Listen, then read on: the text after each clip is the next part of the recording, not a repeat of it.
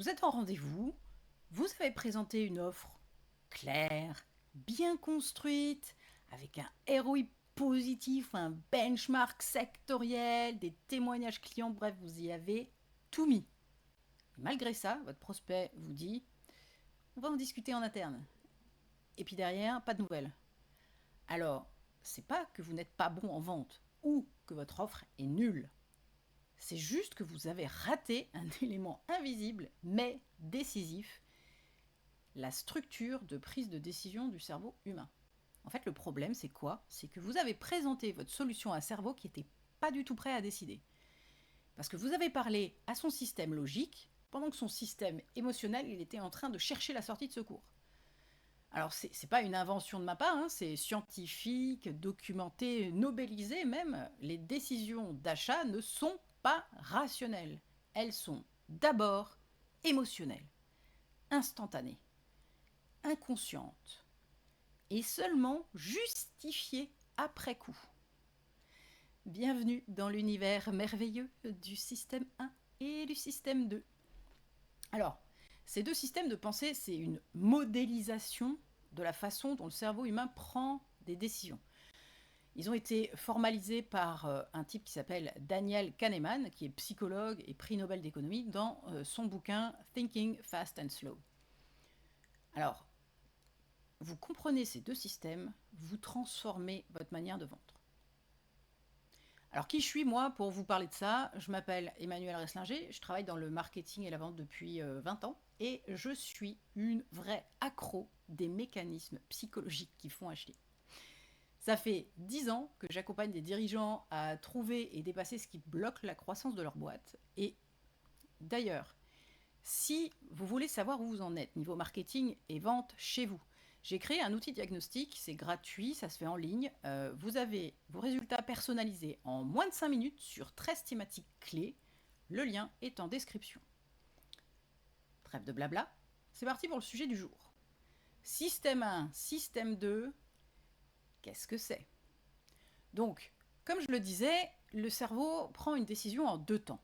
Un premier temps émotionnel et un deuxième temps rationnel. On croit qu'on est des êtres rationnels. En réalité, pas du tout. On est des êtres émotionnels qui utilisent la logique pour justifier ce qu'elles ont déjà décidé. C'est pas glorieux, mais c'est biologique. Et ce qu'il faut bien comprendre, c'est que c'est toujours dans cet ordre, même en B2B. Alors, le système 1, c'est quoi? Lui, c'est la pensée rapide, intuitive, inconsciente. Il réagit aux signaux faibles, aux émotions, à l'ambiance, il ne fait pas de calcul. Lui, il ressent. Et il est actif tout le temps. Exemple, votre prospect trouve que votre présentation est bordélique sans savoir expliquer pourquoi. En fait, il a vu 8 blocs de texte sur une slide et le système 1, il a dit au secours, trop compliqué, danger, non merci. Le système 2, lui, c'est le système de la pensée lente, logique, analytique. Le gars carré. Il fait les calculs, il compare les tableaux, il lit les contrats, il pondère les arguments. Mais il est paresseux et il est lent à s'y mettre. Il intervient que quand c'est nécessaire. Par exemple, le prospect veut bien étudier vos tableaux de ROI, mais seulement après avoir décidé via le système 1 qu'il pouvait vous faire confiance. Donc pour résumer, le système 1, c'est celui qui vous fait juger un commercial sur sa coupe de cheveux.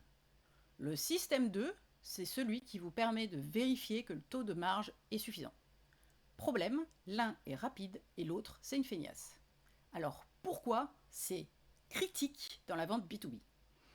En B2B, on croit toujours vendre à des professionnels rationnels. On est professionnel, on est rationnel. Mais non, les études en neurosciences, elles sont formelles. L'achat est déclenché par le système 1, puis justifié par le système 2. Et c'est là tout le piège. Vous arrivez en rendez-vous, vous balancez des caractéristiques, des chiffres, du ROI, des délais, etc. Et le système 1 de votre prospect, il est déjà déconnecté. Parce que vous avez parlé trop vite, vous avez l'air stressé, vos slides piquent les yeux, et en plus, vous ne l'avez même pas laissé parler. Résultat, vos infos rationnelles, elles arriveront même jamais jusqu'au système 2 à qui elles sont pourtant destinées. Pourquoi? parce que tout simplement, le système 1, il a joué son rôle de videur de boîte de nuit et vous avez été recalé à l'entrée. Donc, qu'est-ce qu'il faut faire à la place? D'abord, il faut capter le système 1 avec de l'humain, de l'écoute, des réponses claires, simples, parce que vous pouvez avoir la meilleure offre du marché. Si le système 1 vous classe dans la case pas nette, adieu la signature. Et ensuite seulement, vous pouvez nourrir le système 2 avec des éléments logiques, froids, tangibles, etc. Parce que votre client, il veut pas de votre pitch, il veut juste se sentir intelligent de vous avoir choisi. Nuance. Alors, comment on fait pour séduire le système 1? L'objectif, là, c'est de déclencher un oui instinctif. En fait, le système 1, il doit vous laisser passer en pensant « Ok, lui, je le sens bien, ils sont pros, ils me comprennent. » Voilà, tout ça, c'est du pur système 1. Donc, astuce concrète. Numéro 1, si vous avez une présentation en rendez-vous, la structure visuelle doit être ultra claire. Une slide, une idée. La police doit être lisible. Sauter des lignes, ça coûte pas plus cher, qu'on arrive à respirer, qu'on ne se sent pas oppressé par votre slide. Parce que si votre présentation ressemble à ça, vous avez déjà perdu. Astuce 2, utilisez l'effet miroir. Parlez-lui de lui, pas de vous. Le prospect, il est comme tout le monde. Il adore qu'on lui parle de lui, qu'on lui pose des questions pour qu'il puisse parler de lui. Il appelle ça être écouté. Et renvoyez-lui une bonne image de lui en montrant que vous comprenez ses problèmes, que vous êtes comme lui, etc. Astuce 3, racontez les bonnes histoires. Racontez une histoire que vous avez vécue avec un client qui est proche de son profil.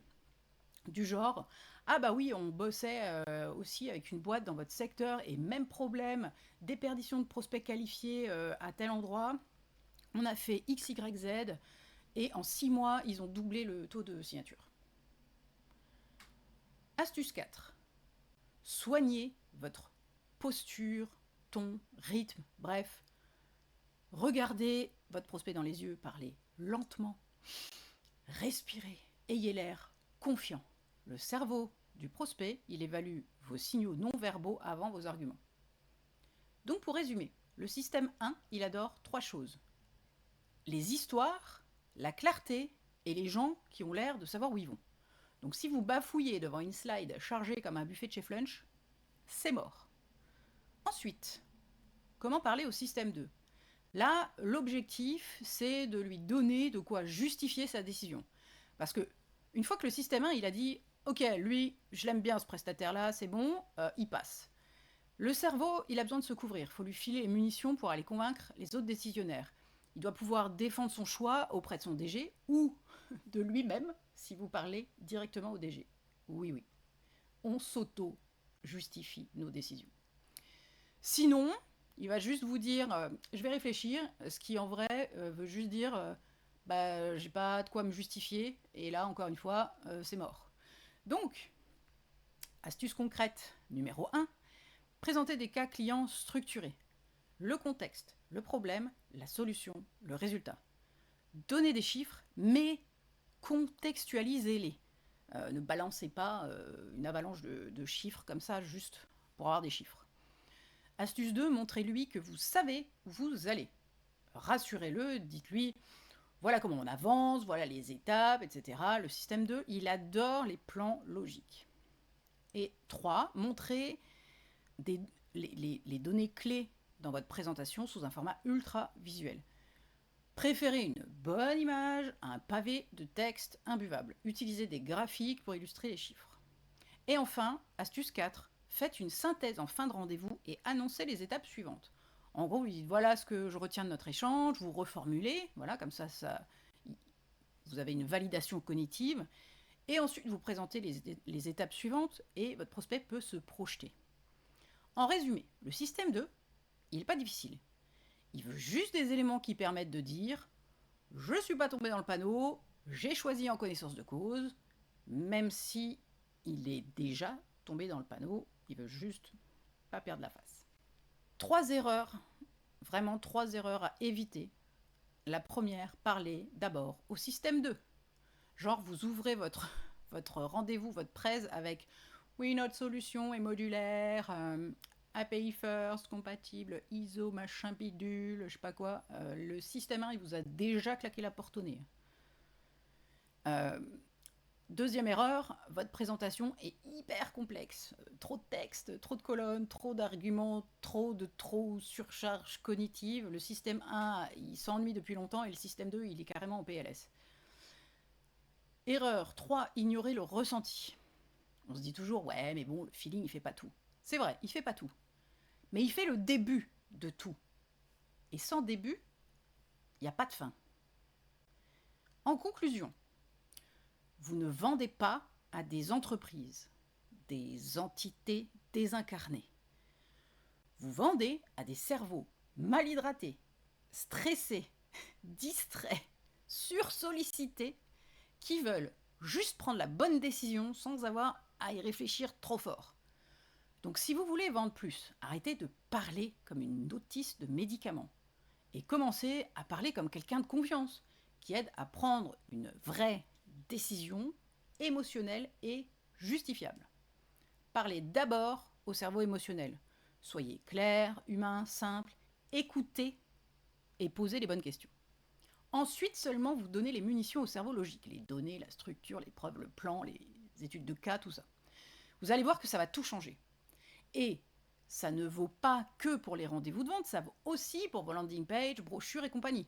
En gros, ça vaut pour tous les endroits où vous voulez qu'une décision soit prise. Voilà pour aujourd'hui. Abonnez-vous si vous en avez marre des méthodes de vente basées sur des fausses croyances.